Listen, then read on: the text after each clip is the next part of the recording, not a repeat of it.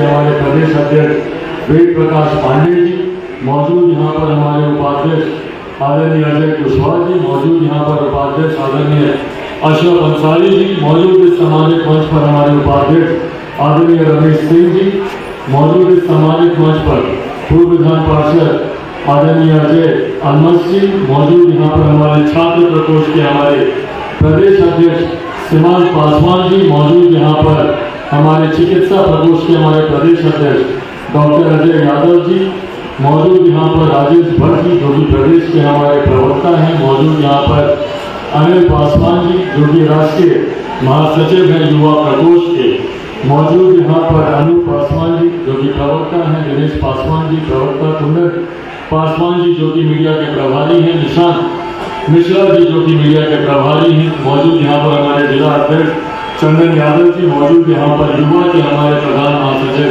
बिहार प्रदेश के प्रकाश कुशवाहा जी मौजूद, यहाँ पर पटना के हमारे प्रभारी पूर्व प्रत्याशी डॉक्टर प्रकाश चंद्रा जी मौजूद, यहाँ पर आदरणीय अवधेश सिंह जी, मोहन चौधरी जी मौजूद, यहाँ पर हमारे प्रदेश के महासचिव सौरभ पांडे जी मौजूद, यहाँ पर राम प्रवेश यादव जी जो कि प्रदेश के हमारे उपाध्यक्ष हैं लेबर सेल के, और मौजूद यहाँ पर विभिन्न जिलों से आए हुए हमारे तमाम पदाधिकारी साथी, यहाँ पर आए हुए बिहार के अलग अलग जिलों से तमाम हमारे युवा साथी मौजूद, यहाँ पर माताएं बहनें, तमाम हमारे आदरणीय बुजुर्ग प्रेस मीडिया के हमारे तमाम पत्रकार साथी, सबसे पहले आप सबको चिराग पासवान का प्रणाम। साथियों, आज सबसे पहले जहाँ एक तरफ मैं स्वागत करता हूँ वहीं इस खूबसूरत कार्यक्रम के आयोजन के लिए मैं मेरे छोटे भाई हमारे युवा साथी जो बहुत जल्द लोक जनशक्ति पार्टी रामविलास में एक अहम बड़ी जिम्मेदारी लेंगे, जिन्होंने आज लोक जनशक्ति पार्टी की सदस्यता ग्रहण की, पार्टी के विचारों से, पार्टी की नीतियों से प्रभावित हो गए। आज उन्होंने पार्टी की सदस्यता ग्रहण करने का उन्होंने ये फैसला लिया। सबसे पहले मैं चाहूंगा कि जोरदार तालियों के साथ आपका स्वागत करें हमारे छोटे भाई रणवीर कुमार यादव जी का, और इनके साथ मैं स्वागत करना चाहूंगा तमाम इनके उन साथियों का जिन्होंने आज पार्टी की सदस्यता ग्रहण की है। गौरव सिंह जी जो कि जंगाहा से हैं, यहाँ पर मौजूद राकेश कुमार जी, विक्की कुमार जी, राजीव कुमार जी जो कि सरपंच है जिला वैशाली मौजूद, यहाँ पर संजय कुमार जी मौजूद, यहाँ पर रंजीत कुमार राय जी, रोशन यादव जी, आशुतोष कुमार सिंह जी, विनोद कुमार सिंह जी, मुकेश कुमार जी, सरिता कुमारी जी, कुंदन देव जी, नीतीश कुमार सिंह जी, अफजल परवेज जी, आमोद कुमार जी, ऋषु राजपूत जी, आशुतोष रंजन जी, राम सुजान यादव जी, विशाल सिंह जी, गोविंद सिंह जी, छोटू कुमार जी, राजू पासवान जी, सूरज पासवान जी, पिंकी सिंह जी, नंद पासवान जी, टुंडुन पासवान जी, राजमोहन पासवान जी, रामेश्वर पासवान जी, मेघनाथ पासवान जी, नीरज निराला जी, राजन शाह जी, शंकर पासवान जी, रेनबो पासवान जी, मिट्टू ठाकुर जी, मैं इनके साथ इनके तमाम साथियों का लोक जनशक्ति पार्टी रामविलास में इनका स्वागत करता हूं और ये उम्मीद रखता हूं कि इनके आने से यकीनन जहां एक तरफ पार्टी को मजबूती मिलेगी, वहीं हमारे नेता आदरणीय रामविलास पासवान जी के विचारों को जन जन तक घर घर तक पहुंचाने में इनके तमाम साथियों का विशेष योगदान लोक जनशक्ति पार्टी रामविलास को हासिल होगा। साथियों, आज जहाँ एक तरफ हम लोग इस मिलन कार्यक्रम की खुशी मना रहे हैं, जहाँ पार्टी एक तरफ मजबूत हो रही है हर बीते दिन के साथ, जिसका यकीनन हर किसी को खुशी है, पर वहीं जिस तरीके से बिहार प्रदेश एक के बाद एक विपदाओं का सामना कर रहा है, अराजक परिस्थितियां जिस तरीके से मुसीबत बनकर बिहारियों के ऊपर एक के बाद एक कहर ढाने का काम कर रही है, इसको देखकर मन दुखी होता है, विचलित होता है और सोचने पे मजबूर होता है कि क्या इस बिहार का सपना हमारे पूर्वजों ने देखा था?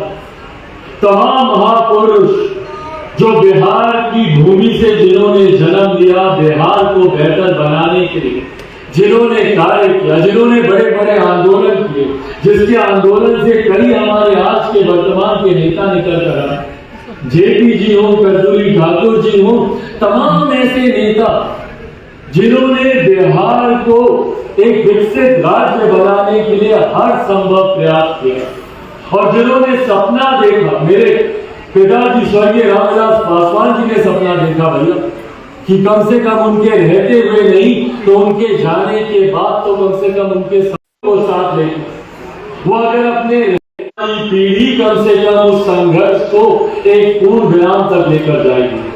पर आज जब बिहार में अराजक परिस्थितियों को ये लोग देखते होंगे तो यकीनन जहां कहीं पर भी ये होंगे खुश तो नहीं होंगे।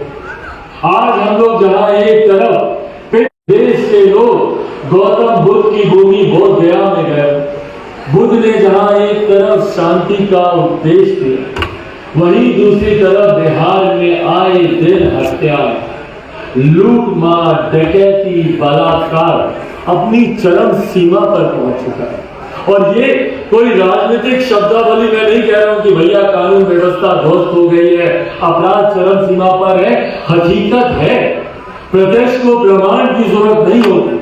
आज जिस तरीके से एक के बाद एक बिहार में हादसे हो रहे हैं, शायद बिहार के इतिहास में कभी इस तरीके की घटनाएं कभी नहीं देखी होगी। बिहार के इतिहास में क्या, देश के इतिहास में भैया इससे पहले हम लोगों ने कभी नहीं सुना कि इस तरीके से दो बाइक सवार आए। मैं बेगूसराय की घटना का जिक्र कर रहा हूं। दो बाइक सवार किस बेखौफ तरीके से दनादन आम बिहारियों के ऊपर गोलियां बरसाते हुए चले गए, बिना इस बात को सोचे हुए कि जिस सड़क पर वो गोली चला रहे हैं भैया वो एक आम सड़क थी। वहां पर बुजुर्गों को गोली लगे, बच्चों को गोली लगे, महिलाओं को गोली लगे, बिना इस बात की परवाह किए वो दोनों बाइक सवार निरंतरता में आधे पौने घंटे तक अपनी बंदूक से धनाधन गोलियां बरसाते हुए चले गए। अफसोस होता है कि क्यों वो खौफ नहीं है अपराधियों के मन में, क्यों वो डर नहीं है अपराधियों के मन में, क्यों इतनी सरलता से अपराधी इतनी बड़ी घटना को अंजाम दे जाते हैं। ये अपने में प्रमाणित करता है कि बिहार में भैया कम से कम कानून का राज तो नहीं चलता। कानून का राज अगर चल रहा होता तो यकीनन इन अपराधियों के मन में डर होता, भय होता। इस निडरता के साथ इतने बड़े अपराध को ये लोग अंजाम नहीं दे सकते। कल रात जिस तरीके से पटना के अंबेडकर छात्रावास में अपराधियों ने घुसकर छात्रों के ऊपर गोली चलाने का काम किया, निर्दोष बच्चे जो पठन पाठन के लिए, अपने बेहतर भविष्य के लिए जो बच्चे हॉस्टल में रहकर पढ़ाई करने का कार्य कर रहे हैं, उनके कमरों में रात असामाजिक अपराधी लोग घुसते हैं और उनको गोलियों से भूनने का काम करते हैं। कितने अपराधी, कितने छात्र अभी भी पीएमसीएच में भर्ती है, गए थे अभी हम लोग कुछ देर पहले वहां पर। अभी भी कितने छात्र रहते हैं जिनके शरीर से गोली नहीं निकाली गई। क्या इस राज्य की कल्पना हम लोगों ने की थी? क्या ऐसे बिहार प्रदेश की कल्पना हमारे पूर्वज करके गए थे? और अगर नहीं तो भैया क्यों अभी तक हम लोग उन्हीं लोगों को ढूंढने का काम कर रहे हैं जिन्होंने हमारे प्रदेश को बर्बाद करने का काम किया। आज जो बिहार में सरकार चल रही है, यही सरकार पिछले 30 साल से हम लोगों के ऊपर राज करने का काम कर रही है। आज सरकार में जितने लोग हैं भैया, पिछले 30-32 साल में यही लोग तो सरकार में रहे। आज ये लोग आकर बिहार में विकास की बात करते हैं, बिहार से अपराध को समाप्त करने की बात करते हैं, बेरोजगारी हटाने की बात करते हैं, तमाम तरीके के बातें। पर हकीकत है कि ये सरकार से व्यक्तिगत महत्वाकांक्षाओं के लिए बनाई गई सरकार है। जहां एक तरफ एक विरोधी दल था जिसको सत्ता में आने का लालच था, वहीं दूसरी तरफ एक ऐसे मुख्यमंत्री थे जिनको इस बात का डर था कि जिनके साथ वो गठबंधन में है वो लोग उनकी कुर्सी को गिराने का काम कर रहे हैं। तो ऐसे दो महत्वाकांक्षी दलों ने आकर एक समझौता किया और जो एक दूसरे को गलियाते थे, आज उन्हीं के साथ मिलकर इन्होंने सरकार बना ली। पर ये सरकार कम से कम बिहार में विकास की सोच के लिए बनी हुई सरकार तो नहीं है ना। ये सरकार इसलिए नहीं बनी कि भैया बिहार में कोई विकास के बहुत अधूरे कार्य पड़े हुए लंबे, उनको पूरा करना है इसलिए ये सरकार बनी हो, नहीं भैया। ये सरकार मुख्यमंत्री ने अपनी मुख्यमंत्री की कुर्सी को बचाने के लिए, विरोधी दल ने सत्ता का सुख भोगने के लिए, सिर्फ इस सोच, इस महत्वाकांक्षा को पूरा करने के लिए आज ये लोग सरकार में आए। जो महत्वाकांक्षी लोग अपनी महत्वाकांक्षा के लिए सरकार में आए हो, वो कभी हम लोग की महत्वाकांक्षा पे ध्यान देने वाले नहीं। और यही कारण है भैया कि आज दशक बीत जाने के बाद, दशकों के बाद भी आज भी अगर बिहार एक पिछड़ा प्रदेश कहलाता है तो उसके जिम्मेदार यही लोग हैं जिन्होंने पिछले 3-4 दशक से सत्ता का सुख तो भोगा, पर बदले में बिहारियों को क्या चाहिए उसकी चिंता इन्होंने कभी नहीं की। आज भी बिहार आजादी के 75 साल के बाद जहां देश भर में अमृत महोत्सव मनाया जा रहा है, क्या बिहार को शोभा देता अमृत महोत्सव मनाना? बिहार में जहां आज भी मूलभूत जरूरतों का अभाव है, बिहार में जहां आज भी सड़क, बिजली, पानी हम लोग के बड़ी समस्या बना हुआ है, वहां पर अमृत महोत्सव बनाया जा रहा है। क्या कारण है भैया कि आजादी के 75 साल के बाद आज भी बिहार उस तरीके से विकसित नहीं हो पाया? जहां एक तरफ दिल्ली, बंबई, गुरुग्राम, बैंगलोर, नोएडा जैसे विकसित शहर बन गए, तो क्यों आज भी बिहार में मूलभूत जरूरतों के अभाव से बिहारियों को जूझना पड़ रहा है? अगर इसके लिए कोई जिम्मेदार है तो ये सत्ताधारी लोग ही हैं।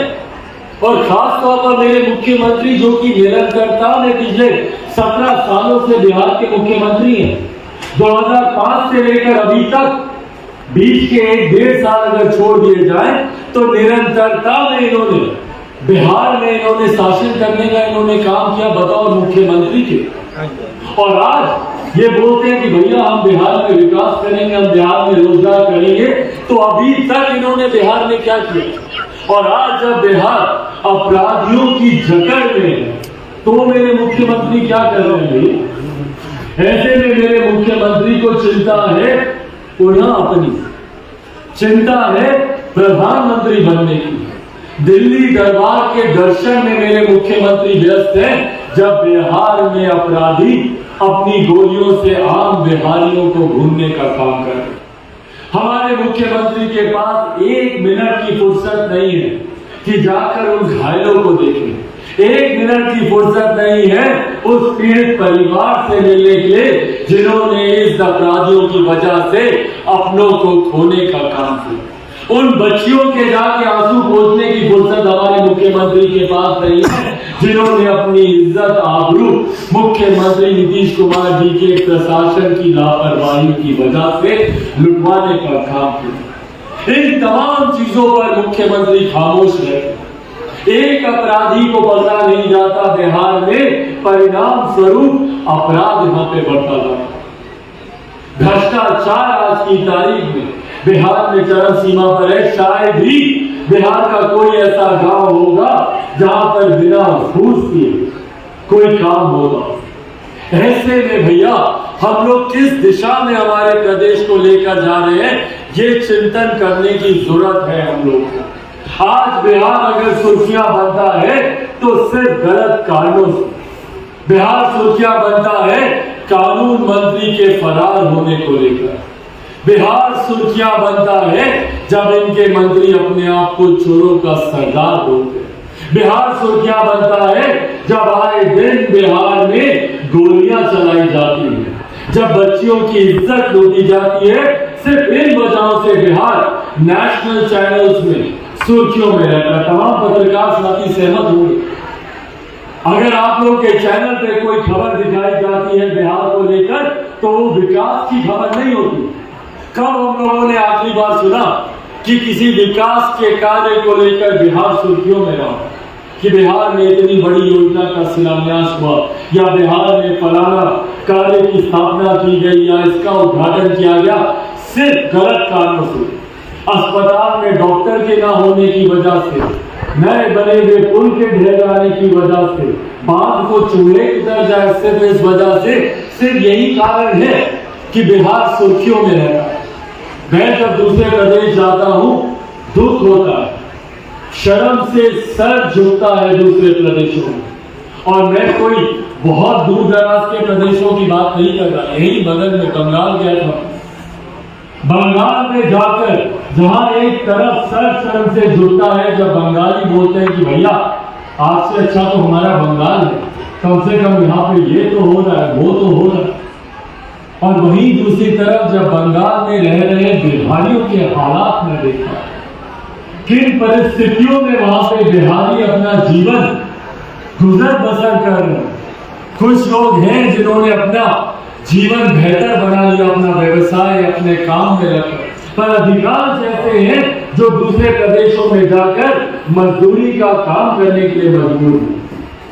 उनकी सुध लेने वाला कोई नहीं है, वो वहां पर जिए या मरे, बिहार सरकार मुख्यमंत्री को इससे फर्क नहीं पड़ता। संभवतः मुख्यमंत्री के पास इस बात की जानकारी तक नहीं है कि कितने बिहारी बिहार से दूसरे प्रदेशों में गए हैं पढ़ाई करके। ये आंकड़े भी राज्य सरकार के पास नहीं है।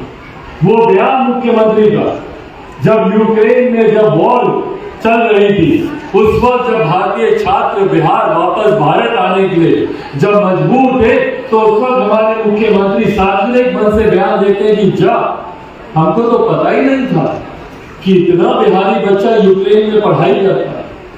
सोचिए जिस मुख्यमंत्री के पास ये जानकारी नहीं होगी कितने बिहारी बिहार से दूसरे प्रदेशों में रहते हैं, ऐसे मुख्यमंत्री को शोभा नहीं देता मुख्यमंत्री पद पे बने रहना। जिस मुख्यमंत्री को ये नहीं पता हो कि कितने बिहारी दूसरे प्रदेशों में मजदूरी कर रहे हैं, विपरीत परिस्थितियों में जीने के लिए मजबूर। गुजरात गया था, गुजरात में जहां एक तरफ एक बड़ा वर्ग ऐसा है बिहारियों जो मुझसे मिलने आया, जिन्होंने गुजरात को एक विकसित राज्य बनाने में अपना विशेष योगदान दिया, उद्यमी थे वहां के, बड़े बड़े एमएनसीज में वहां पे काम करने वाले बड़े बड़े पदाधिकारी वहां के, बड़े बड़े सरकारी पदों पर वहां पर जो बिहारी है, तमाम वो लोग मिलने आए और उन्होंने बताया कि किस तरीके से गुजरात में उनको अवसर मिले और उन्होंने यहाँ पर अपने जीवन को बेहतर करने का काम किया। पर वही जब वो अपने प्रदेश में आते हैं तो अपने प्रदेश में उन्हें ये अवसर नहीं मिलते। कई ऐसे मजदूर हैं जो गुजरात के निर्माण में वहां पर अपना विशेष योगदान दे रहे हैं, पर आते हैं तो 2 वक्त की रोटी भी उनको नसीब नहीं होती। ये हालात बिहार के बने हुए हैं और अगर इन हालातों के लिए अगर मुख्यमंत्री नीतीश कुमार नहीं तो भैया और कौन जिम्मेदार है। इसीलिए साथियों, आज जब यहाँ आप लोग के बीच आया, एक ऐसा सशक्त रोड मैप है जिसे हमारे नेता मेरे पिता आदरणीय रामविलास पासवान जी ने अपने अंतिम दिनों में जिसको ड्राफ्ट करने का काम किया। मैं पूरे विश्वास के साथ, पूरे वादे के साथ कहता हूं कि जिस दिन बिहार फर्स्ट, बिहारी फर्स्ट धरातल पर उतरा, उस दिन बिहार को विकसित राज्य बनने से, नंबर 1 राज्य बनने से कोई दुनिया की ताकत नहीं है। पर जरूरी है बिहार फर्स्ट, बिहारी फर्स्ट को घर घर लेकर जाना। मेरे तमाम साथियों ने, कई पार्टी के वरिष्ठ पदाधिकारियों ने, कई सम्मानित साथियों ने जो मेरे सामने बैठे हैं, उन लोगों ने मुझे भविष्य के मुख्यमंत्री होने का नारा लगाया। मैं आप लोगों की भावना का सम्मान करता हूं, पर इस बात को भी मैं स्पष्ट कर दूं, मेरी रगों में जिस नेता का खून है, जिनका अंश, जिनके विचारों को मैं आगे लेकर जाना चाहता हूं, मेरे लिए मुख्यमंत्री बनना या किसी पद पे जाने की लालसा मेरे लिए महत्व नहीं रखती। मेरे लिए बिहार कैसे आगे बढ़े, बिहारी कैसे आगे बढ़े, मेरे लिए महत्वपूर्ण है। मुझे अगर मुख्यमंत्री या मंत्री बनने का शौक होता साथियों, तो मेरे लिए रास्ता बहुत आसान था। अगर मुझे मंत्री बनने का शौक होता तो मुझे मेरे मुख्यमंत्री नीतीश कुमार जी के सामने जाकर नतमस्तक होना था। और आज की तारीख में मैं मुख्यमंत्री, मैं बिहार में, केंद्र में मैं मंत्री हूं, बिहार में हमारे मंत्री होते, रास्ता इतना आसान था, रेड कार्पेट बिछी हुई थी। पिछले विधानसभा के चुनाव में अगर मैं अपनी नीतियों से समझौता कर लेता, अपने नेता के विचारों से अगर मैं समझौता कर लेता और मुख्यमंत्री जी के सामने जाकर नतमस्तक हो जाता और 12-15 जो सीटें ये मुझे लड़ने के लिए दे रहे थे, उन सीटों पर अगर मैं लड़ जाता तो आज बिहार में मेरे 2-4 मंत्री होते, केंद्र सरकार में मैं खुद मंत्री होता। पर अगर ये समझौता मैं कर लेता तो उम्र भर अपने पिता की तस्वीर के आगे पुष्पांजलि नहीं अर्पित कर पाता, इनको मैं श्रद्धांजलि नहीं दे पाता, शर्म से मेरा सर झुकता अगर मैं मुख्यमंत्री के सामने समझौता करता, शर्म से मेरा सर झुकता। चाहिए उन नेताओं को, उन सांसदों को, उन मंत्रियों को, उन विधायकों जो हम लोगों के ऊपर बढ़ते अपराध को देखकर भी खामोश बैठे हुए हैं, सिर्फ सत्ता के लालच। अनुसूचित जाति, कोई भी वंचित शोषित वर्ग, पिछड़ा वर्ग हो, अति पिछड़ा वर्ग हो, दलित हो, महादलित हो, अल्पसंख्यक हो, जब हम लोग के ऊपर अपराध होता है, जब अत्याचार होता है, जब समाज के गरीब लोगों को टारगेट करके उन्हें जब मौत के घाट उतारा जाता है, तो ये विश्वास आप लोगों को मैं भी दिलाकर जाना चाहता हूं। भैया, कम प्रताड़ित करने का काम नहीं क्या बड़ी बड़ी शक्ति होती।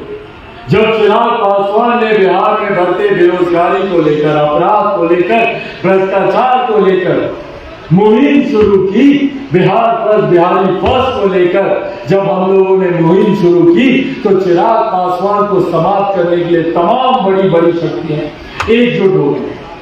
चिराग पासवान को समाप्त करने के लिए, चिराग पासवान के खिलाफ कोई सबूत नहीं मिले, आज से ज्यादा संपत्ति नहीं मिली, जब मेरे खिलाफ कोई कोर्ट कचहरी में इनको कोई केस नहीं मिला, तो चिराग पासवान को समाप्त करने के लिए व्यक्तिगत प्रहार करने चाहिए।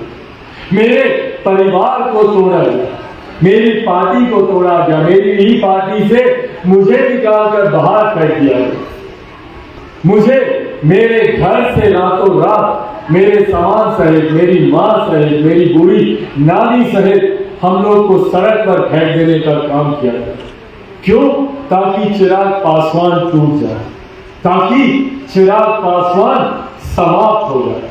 पर जो लोग चिराग पासवान को समाप्त करना चाहते हैं, वो लोग भूल जाते हैं कि चिराग पासवान भी शेर का बेटा है, आदरणीय रामविलास पासवान।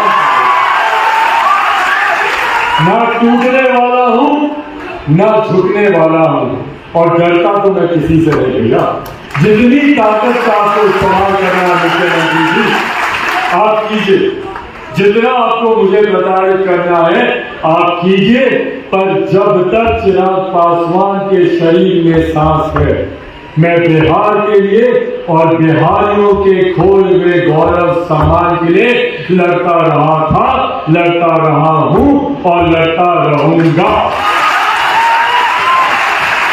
साथियों, मेरी लड़ाई बिहार पर राज करने की नहीं है, मेरी लड़ाई बिहार पर राज करने की है। मेरी लड़ाई बिहार के उस खोए हुए गौरव, बिहार के उस खोए हुए स्वाभिमान को वापस लाने की है। वो समय था जब हम लोग बिहार पर गर्व करते थे, नालंदा यूनिवर्सिटी पे गर्व करते थे, गौतम बुद्ध की भूमि होने पर हम लोग गर्व करते थे, महावीर की जन्मस्थली होने पर हम लोग गर्व करते थे, देश का क्या दुनिया का पहला लोकतंत्र देने पर हम लोग गर्व करते थे। पर आज अगर बिहार का जिक्र होता है तो सिर्फ अपराध, भ्रष्टाचार, डकैती, लूटमारी को लेकर। जब तक हम लोग बिहार के उस खोए गौरव को वापस लेकर नहीं आएंगे, तब तक कम से कम चिराग पासवान को चैन की सांस नहीं देगा। और ये वादा आज आप लोगों के बीच करके जाता हूं कि चिराग पासवान जब तक जिएगा, बिहार के लिए जिएगा, और मरेगा तो भी बिहारियों के लिए मरेगा। ये वादा पर साथियों, मैं इतना भी जानता हूं कि अकेला चिराग पासवान कुछ नहीं कर सकता। ऐसे में जरूरत है चिराग पासवान को आप सबके साथ ही, आप सबके सहयोग, आप सबको चिराग पासवान बनकर गांव गांव जाकर, घर घर जाकर बिहार फर्स्ट, बिहारी फर्स्ट के बारे में लोगों को बताना होगा। बिहार फर्स्ट, बिहारी फर्स्ट के साथ लोगों को जोड़ना होगा। ये एक अहम जिम्मेदारी आज आप लोगों को मैं सौंपना चाहता हूं। बनेंगे आप लोग चिराग पासवान? बनेंगे चिराग पासवान? दोनों आप तालियां बजाएं, बनेंगे चिराग पासवान? साथियों, आप सबको बिहार फर्स्ट, बिहारी फर्स्ट को गांव गांव लेकर जाना है और बदले में एक विकसित बिहार मैं आप लोगों को बनाकर दूंगा, ये वादा आप लोगों से करके जाता हूं। साथियों, अपनी बातों को समाप्त करने से पहले एक बार फिर से आप सबका मैं धन्यवाद करता हूं। आप सबका मैं स्वागत करता हूं। इस बड़ी संख्या में आप लोग आज इस मिलन समारोह में आप लोग सम्मिलित हुए। मैं पुनः मेरे छोटे भाई रणधीर जी का मैं स्वागत करता हूं। उनके साथ तमाम उन साथियों का मैं स्वागत करता हूं जिन्होंने लोक जनशक्ति पार्टी रामविलास की सदस्यता ग्रहण की। पर अब स्वागत के बाद समय हम लोग के पास अब ज्यादा नहीं है। कभी भी बिहार में मध्यवर्ती चुनाव होंगे, कभी भी चुनाव की घोषणा बिहार में हो सकती है, क्योंकि जो अराजक माहौल बिहार में चल रहा है, लंबे समय तक ये नीतीश जी और लालू जी की सरकार चलेगी ऐसा लगता नहीं है। तो इसीलिए हम लोगों को अब चुनाव की तैयारी में जुटने की जरूरत है। तमाम साथियों से आग्रह करूंगा कि आप सब आज से ही गांव गांव, घर घर जाकर अगले चुनाव की तैयारी में लग जाएं और बिहार फर्स्ट, बिहारी फर्स्ट को मजबूत करने के कार्य में लग जाएं। इन्हीं शब्दों के साथ एक बार फिर से आपका बहुत बहुत धन्यवाद। जय हिंद, जय बिहार।